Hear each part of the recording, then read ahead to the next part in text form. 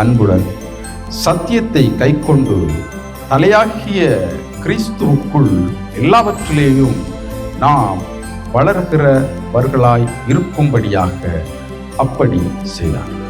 எங்களுக்கு சத்தியத்தின் மேல ஒரு லவ் இருக்கும். இன்னைக்கு இந்த மாதிரி ஒரு உபதேசம் வருதுண்டா, இதை லவ் பண்ணுங்க. லவ் என்ன செய்யும்? அன்புடன் சத்தியத்தை கைக்கொள்ளும், விருப்பத்தோட கைக்கொள்ளும் சத்தியத்தை. அவர் சொல்லிட்டா, இவர் சொல்லிட்டா, அவர் பாப்பார், இவர் பாப்பார்.